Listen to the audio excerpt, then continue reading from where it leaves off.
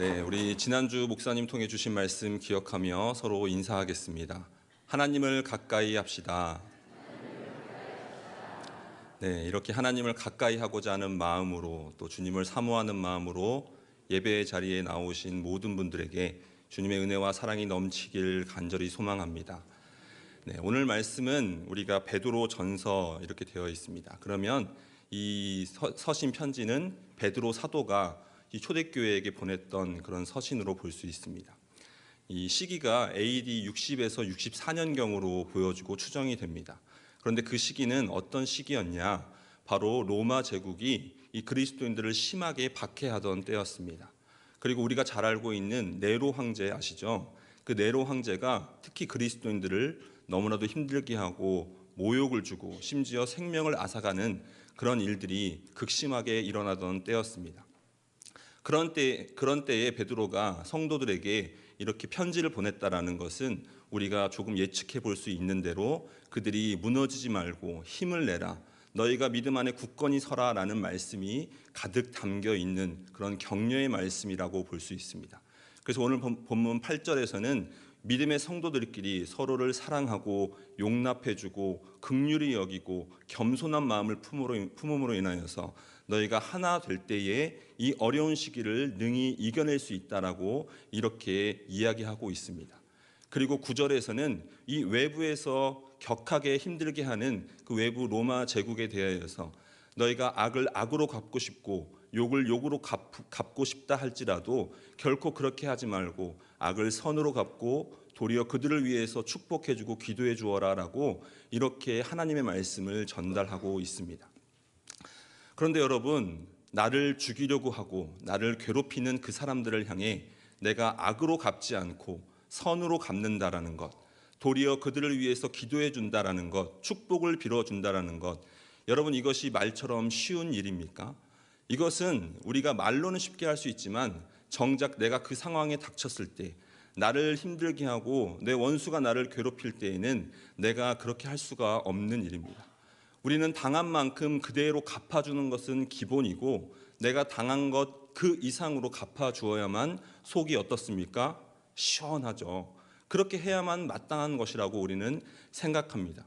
우리 모든 인간 안에는 악의 본성이 있는데 그 악의 본성이 바로 복수심입니다. 내가 당한 만큼 갚아주고 그 이상으로 내가 해주어야 한다라는 그 복수심이 우리 모든 인간에게는 다 담겨 있습니다. 하나님께서도 그 복수심을 잘 아셨습니다. 그래서 하나님께서 모세를 통하여 한 율법의 말씀을 주십니다. 출애굽기 21장 24절 25절 말씀은 이렇게 말합니다.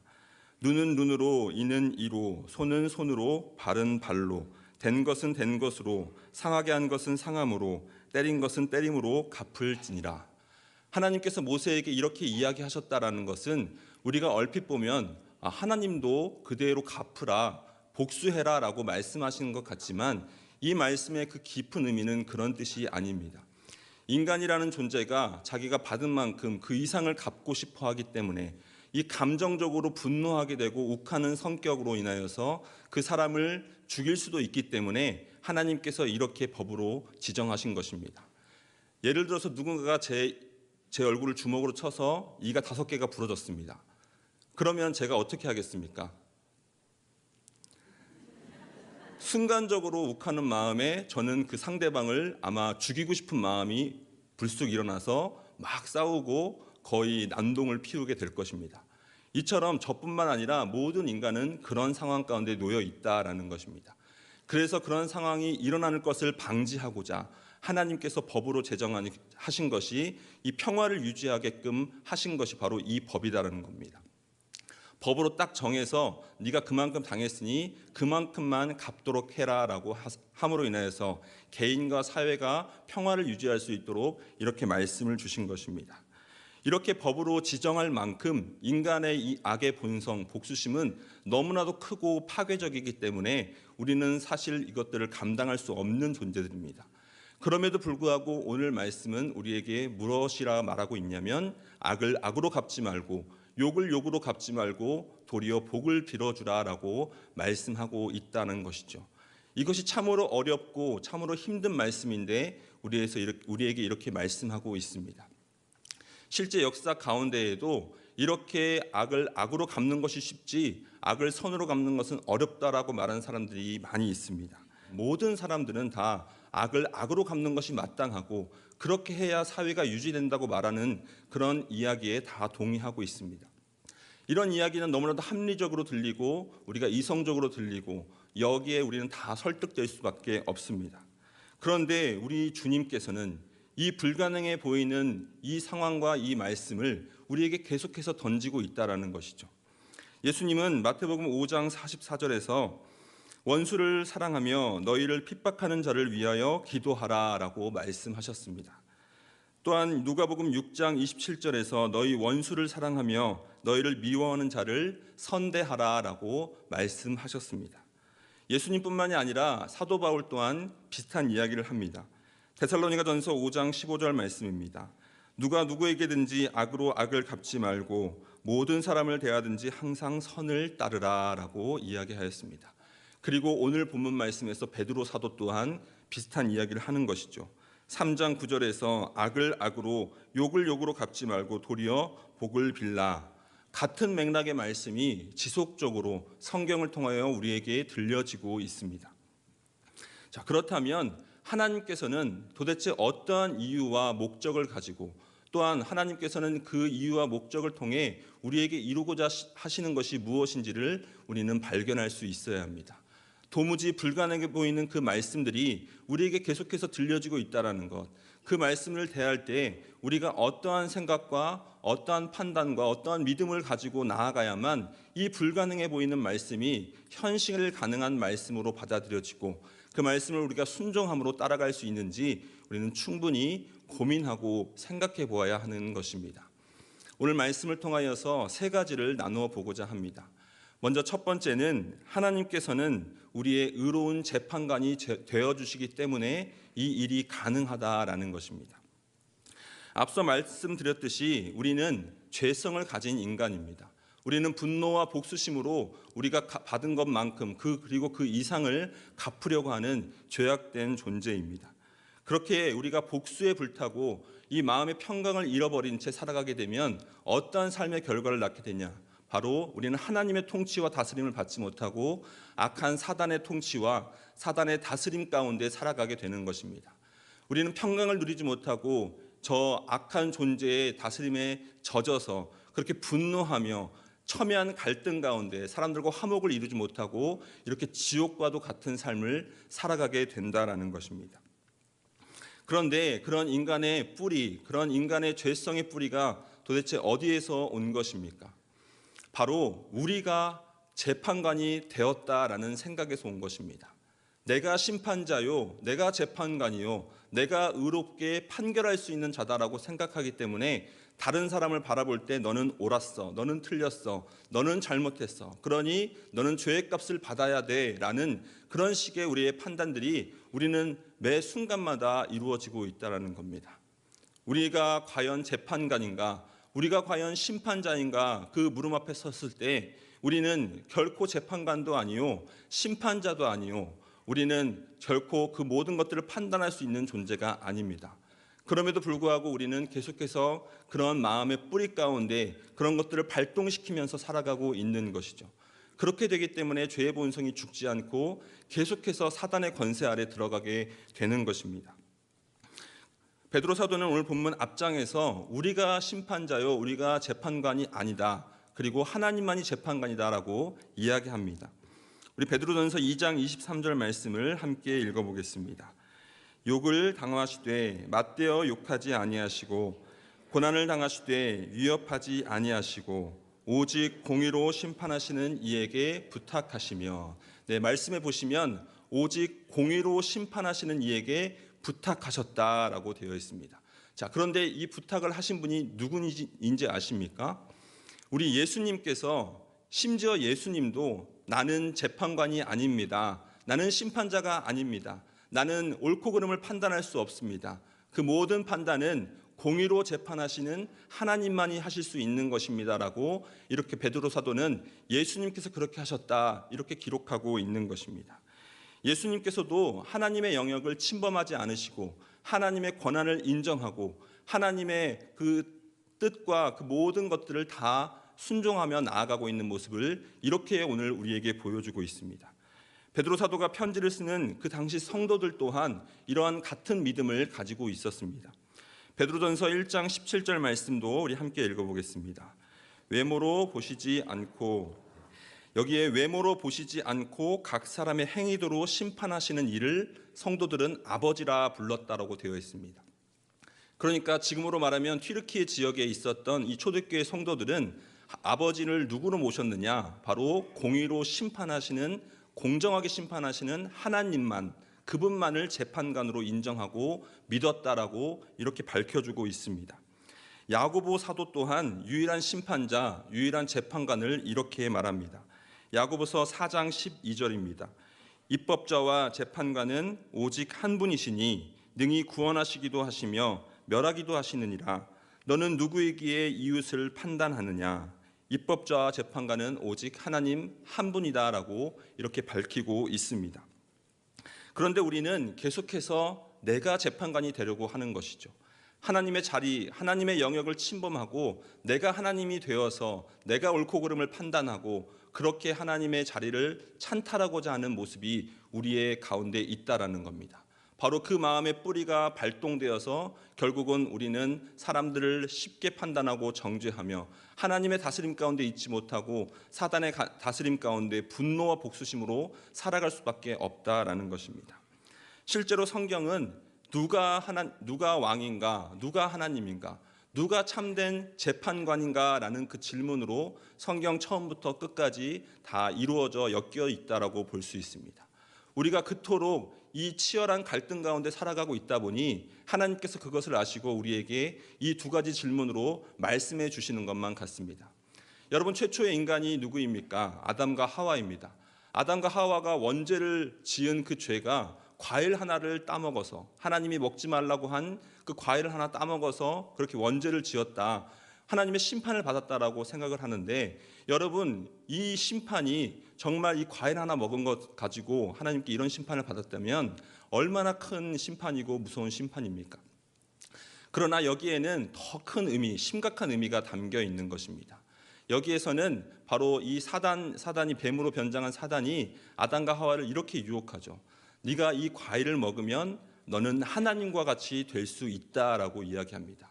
그 마음을 꿰뚫어 보고 유혹을 한 것입니다. 아담과 하와 마음 가운데는 자신이 하나님과 같이 되고 싶은 마음이 있었던 것입니다.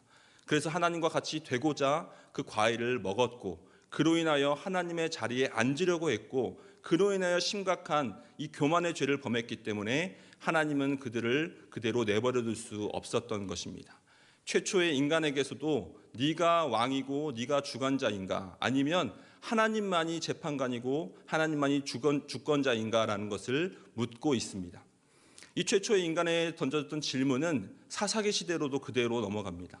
사사기 시대에는 더 구체적인 질문으로 누가 왕인가라는 질문이 누가 재판관인가라는 질문으로 바뀌어서 던져집니다. 영어 성경은 사사를 재판관으로 정확하게 번역을 하고 있습니다. 그리고 누가 재판관인가라는 그 질문 앞에 사사기는 반복되는 말씀, 각 사람이 자기 소견에 옳은 대로 행하였더라라는 답변으로 대답을 합니다. 그 대답을 통하여서 이루어진 삶의 결과들은 죄악이 만연한 시대였고 그토록 극심히 힘들고 어려운 시대는 없었습니다. 그런 죄악으로 가득 찬 세상은 바로 각자 스스로가 재판관이 되어서 판단하고 살아갈 때 이런 삶의 결과가 나왔다라는 것입니다. 사사시대를 넘어서 왕정시대로 넘어가면 다윗을 향하여 하나님께서 그는 나의 마음에 합한 자다라고 말하고 다윗을 최고의 왕으로 지칭하고 있습니다. 그가 영토를 많이 확장했기 때문도 아니고, 그가 힘이 세고 싸움을 잘했기 때문도 아니고, 의로운 그런 정치를 했기 때문도 아닙니다. 그가 이러한 칭찬을 받을 수 있었던 이유는 바로 하나님만을 왕으로 모시고 하나님만을 재판관으로 모시고 그의 삶을 살아냈기 때문에 하나님께서는 그를 이렇게 칭찬해 주셨던 것입니다. 이러한 질문은 신약시대로 넘어오면서 우리 예수님을 향하여 주님만이 나의 주인이시고 나의 그리스도이십니다라는 그 고백으로 바뀌게 됩니다. 그리고 이 고백은 결국은 이 초대교회 성도들이 순교하면서까지 지켜낸 믿음이었고, 그를 통하여서 오늘 우리들에게까지 이 믿음이 흘러오게 된 것입니다. 이처럼 성경은 우리에게 계속해서 질문하고 있습니다. 너의 재판관은 누구인가? 하나님인가? 아니면 바로 너라고 생각하는가? 이 질문 앞에 우리는 온전히 대답할 수 있어야 합니다. 누가 왕인가? 누가 재판관인가? 이 질문 앞에 우리는 자꾸만 내가 재판관이 되려고 하고 내가 교만해져서 하나님의 자리를 찬탈하려고 하는 그런 악한 모습들이 있다면 우리는 깊이 진지하게 회개하며 돌이킬 수 있어야 합니다.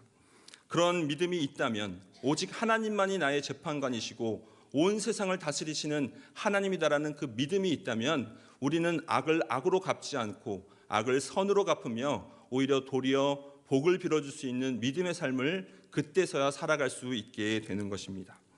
사랑하는 성도 여러분, 우리 하나님만이 공의와 정의로 심판하시는 재판관이 되어주십니다. 하나님께서 의로운 재판관이 되어주셔서 여러분들에게 있는 그 모든 원한을 다 풀어주실 것입니다. 우리에게 있는 이 사실을 우리가 믿음으로 고백한다면 하나님께서는 반드시 우리를 통하여 일하실 일들을 보여주실 것입니다. 이 사실을 우리가 우리 교회의 믿음으로 고백한다면 무엇이겠습니까? 바로 하나님이 하십니다라는 고백입니다. 하나님이 하십니다라는 고백을 우리가 정말 하고 그 믿음대로 살아가면 우리는 악에 대하여서 악으로 갚지 않고 악을 선으로 갚을 수 있는 사람들이 되는 것입니다. 그런 믿음의 사람들, 그렇게 하나님이 하실 일들을 믿음으로 바라보는 사람들 다 될 수 있기를 주님의 이름으로 간절히 축원드립니다.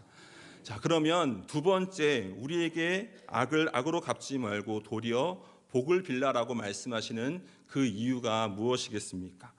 두 번째 이유는 하나님께서 이미 악에 대하여 승리하셨기 때문입니다.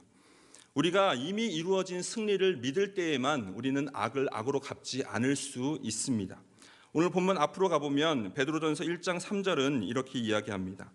그의 많으신 긍휼대로 예수 그리스도를 죽은 자 가운데서 부활하게 하심으로 말미암아 우리를 거듭나게 하사 산 소망이 있게 하시며, 자, 여기에 보면 예수님이 죽은 자 가운데서 부활하심으로 어떤 사건이 일어났는가? 바로 죄와 사망의 권세에 묶여있던 우리가 자유케 되고 구원함을 얻게 되었다라고 이렇게 밝히고 있습니다. 그리고 예수 그리스도가 부활하심으로 말미암아 우리가 사망 권세를 이기게 되었고 우리는 다시 한번 승리를 선포하는 백성이 되었다라고 이렇게 그 결과를 이야기해 주고 있습니다.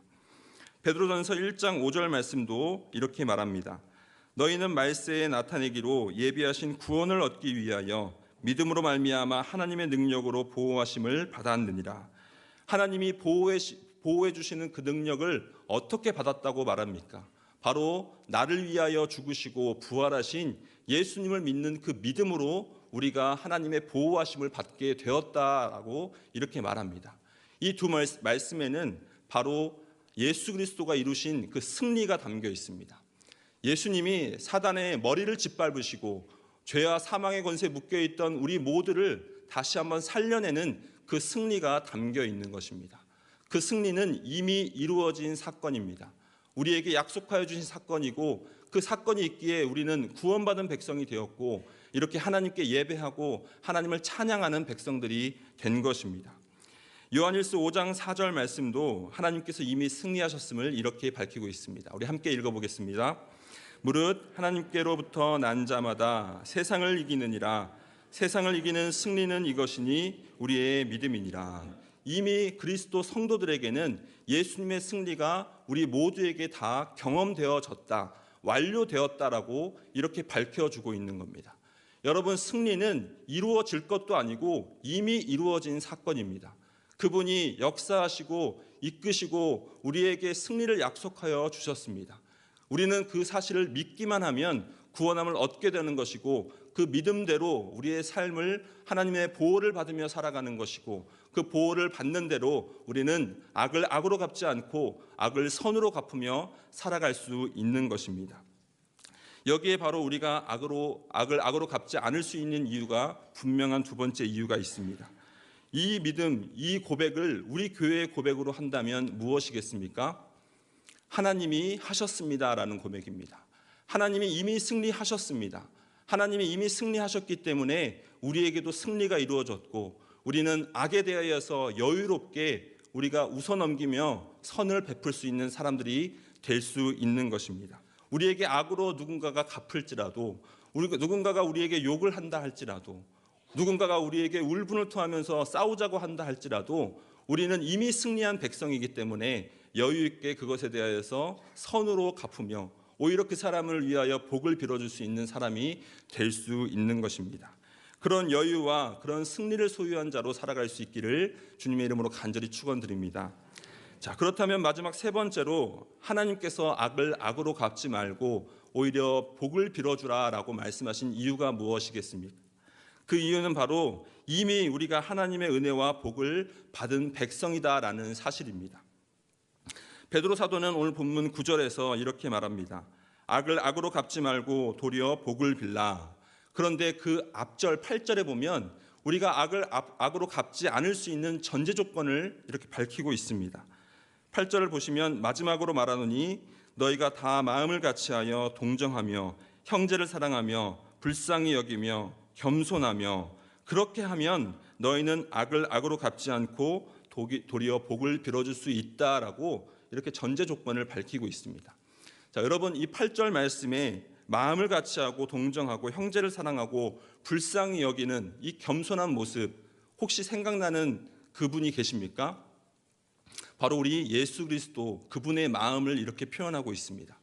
예수님의 마음이 있으면, 예수님의 그 마음과 사랑이 있으면 우리는 악을 악으로 갚지 않고 선으로 갚을 수 있는 그 삶을 시작할 수 있다. 그 힘을 얻을 수 있다라고 이렇게 밝혀주고 있는 것입니다.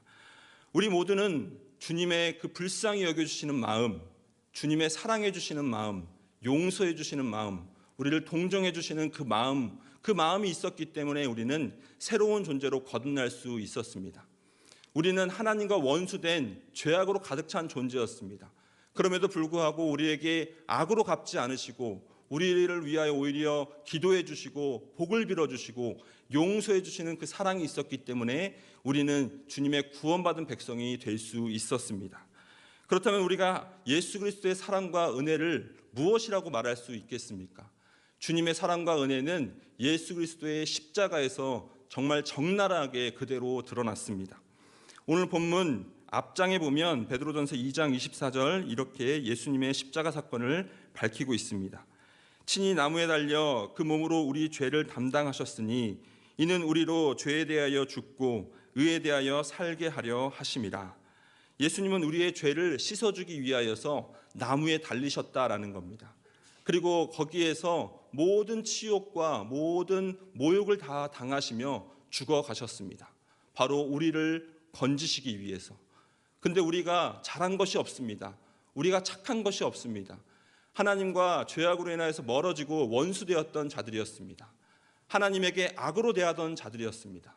그런 우리를 위하여 십자가에서 이렇게 죽기까지 복종하심으로 우리를 건져내셨다라는 것입니다. 그 결과 우리는 어떤 사람이 되었습니까? 베드로전서 2장 24절 하반절입니다. 그가 채찍에 맞음으로 너희는 나음을 얻었나니. 우리가 나음을 얻게 되었다라고 밝혀주고 있습니다. 이사야 53장 5절 하반절 말씀도 이렇게 말합니다. 그가 징계를 받음으로 우리는 평화를 누리고 그가 채찍에 맞음으로 우리는 나음을 받았도다. 예수님께서 대신 징계를 받으심으로 말미암아 우리는 나음을 받고 하나님과의 평화의 관계를 얻게 되었다라는 겁니다. 우리는 죄로 인하여서 하나님과 멀어질 수밖에 없는 존재였고 하나님과 화목할 수 없는 그런 존재였습니다. 그러나 예수님의 그 십자가 사랑으로 말미암아 하나님과 화평케 되는 은혜를 입었고 하나님의 자녀가 되는 권세를 입었습니다. 이렇게 우리가 하나님의 은혜를 받은 백성이라는 것을 알게 된다는 것이 무슨 의미가 있겠습니까? 바로 나의 원수, 나에게 악을 행하는 자, 저 사람을 볼 때 저 사람이 바로 내가 과거에 하나님을 만나기 전의 모습이구나. 그 모습이 바로 내가 예수님의 십자가 사랑을 받기 전에 나의 모습이구나라는 것을 깨닫게 된다라는 것입니다. 그렇기 때문에 우리는 누군가를 사랑한다라는 것, 누군가를 용서한다라는 것, 누군가에게 선을 베푼다라는 것은 사람들에게 좋은 평판을 얻고자 하는 것도 아니고 내가 의롭게 보이고자 하는 것도 아닙니다. 그저 예수님께 내가 먼저 받은 사랑이 있기 때문에 그 은혜가 있기 때문에 그 은혜를 믿고 내가 고백하기 때문에 나는 그저 선으로 대할 수밖에 없다라는 것을 이 사실이 보여주고 있습니다. 이 사실을 우리의 교회 고백으로 하면 무엇이겠습니까? 하나님의 은혜입니다라는 고백입니다. 하나님의 은혜를 우리가 안다면, 하나님의 은혜인 것을 우리가 늘 고백한다면 우리는 날마다 악을 악으로 갚지 않고 악을 선으로 갚으며 도리어 기도해 줄 수 있는 사람들이 될 수 있을 줄로 믿습니다. 마태복음 18장에 보면 한 임금님이 자기 자신에게 1만 달란트 빚을 갚을 능력이 없는 사람에게 그 빚을 탕감해 주는 이야기가 나옵니다. 여러분 아마 다 잘 아실 겁니다. 이 1만 달란트 빚을 탕감해 주는데 이 사람이 그 놀라운 은혜를 받고 집으로 터벅터벅 걸어갑니다. 그때 자기에게 100데나리온 빚을 진 사람을 만나는 거죠. 근데 그 사람을 용서하지 못하고 멱살을 잡고 내 돈 갚아라 내 돈 갚아라 하면서 못 갚아? 그러면 옥에 들어가. 그러면서 가두는 그런 이야기가 나오는 거예요. 이것을 오늘날로 환산해 보면 가치가 2조 4천억의 탕감을 받은 거예요. 2조 4천억, 여러분 상상이 안 되시죠? 그 돈을 탕감을 받았는데 그 탕감 받은 사람이 길을 가다가 자기에게 700만 원 빚진 사람에게 용서하지 못하는 그 꼴이 바로 이 이야기입니다. 여러분 이 이야기를 들으면 기분이 어떠세요? 얼토당토하지 않고 정말 말도 안 되는 사람이구나 라는 생각이 드는데 그 삶이 바로 어쩌면 우리의 삶일 수도 있다는 겁니다. 여기에서 2조 4천억의 빚을 탕감받은 사람이 바로 이 자리에 있는 우리들입니다. 죄악으로 물들어 죽을 수밖에 없었던 우리를 예수 그리스도의 십자가의 은혜로 건져주시고 구원함을 얻게 해주신 그 은혜가 바로 이 2조 4천억보다 더 귀한 은혜입니다. 그런데 우리가 나에게 조금 못하고 나를 힘들게 하고 나를 괴롭히는 사람이 있다고 그 사람에게 용서를 베풀지 못한다면, 내가 선을 베풀지 못한다면 이 이야기에 등장하는 사람과 같은 모습이 될 수밖에 없다라는 것입니다. 베드로 사도는 오늘 본문을 통하여서 우리에게 이렇게 말하는 것 같습니다. 누군가 악의를 가지고 여러분들에게 잘못하였습니까? 누가 악의를 가지고 여러분들에게 욕을 하고 침을 뱉었습니까? 그렇다면 여러분들은 이제 어떻게 하시겠습니까? 들끓는 복수심으로 수단과 방법을 가리지 않고 복수하겠습니까? 아니면 그리스도의 사랑과 은혜를 받은 자답게 그 사람에게 선으로 용서하겠습니까? 이 질문에 대하여서 여러분 무조건 용서하십시오, 무조건 선으로 갚으십시오라고 말하고 싶지는 않습니다. 왜냐하면 누군가에게는 그것이 너무나도 힘든 이야기이고 폭력적으로도 들릴 수 있기 때문입니다. 그러나 우리가 결코 놓치지 말아야 될 것은 우리가 방향성만은 놓치지 말아야 한다라는 겁니다. 왜냐하면 누군가를 용서하고 선을 베푼다라는 것은 우리 인간의 힘으로 할 수 있는 것이 아니라 바로 초월적인 능력이 우리에게 임할 때에 가능한 것입니다. 하나님의 은혜가 임할 때에 비로소 가능한 것입니다. 그럴 때 우리는 하나님을 향하여 방향성을 잡고 나아가며 이렇게 고백할 수 있습니다. 하나님께서 하십니다. 하나님이 재판관 되어주시고 하나님께서 모든 것들을 판결하실 것을 믿습니다. 하나님이 하셨습니다. 하나님이 이미 악에 대하여 승리하셨음을 내가 믿습니다. 하나님의 은혜입니다. 나는 하나님의 사랑과 예수 그리스도의 십자가의 은혜를 받은 사람입니다. 그렇기 때문에 나는 조금 부족하지만 주님의 은혜로 주님의 사랑으로 말미암아 내가 선을 베풀며 복을 빌어주며 그렇게 주님의 뜻대로 살아가겠습니다 라고 고백할 수 있는 이 자리에 모든 하나님의 백성들 다 될 수 있기를 주님의 이름으로 축원드립니다. 기도하겠습니다. 우리의 모든 불의와 죄악에도 불구하고 우리를 먼저 사랑하여 주시니 참 감사합니다. 십자가의 놀라운 은혜와 사랑으로 우리에게 영원한 생명과 하나님과의 평강의 관계를 허락하여 주시니 감사합니다. 우리의 힘으로는 해결할 수 없는 모든 죄에서 해방하여 주시고 자유케 하여 주시니 감사합니다. 그 은혜와 사랑을 감사와 감격으로 받고 그 은혜와 사랑을 받은 자답게 하나님을 사랑하는 자 그리고 이웃을 사랑하는 자로 이 땅 살아가게 하여 주옵소서. 우리에게 찾아오는 억울함과 핍박, 주님을 믿는 믿음 때문에 당하는 고난과 역경 앞에 무너지지 않게 하시고 악에 대하여 악으로 갚지 않고 선을 베풀 수 있는 복을 빌어줄 수 있는 은혜를 허락하여 주옵소서. 이 모든 말씀 예수 그리스도의 이름으로 기도하였습니다. 아멘.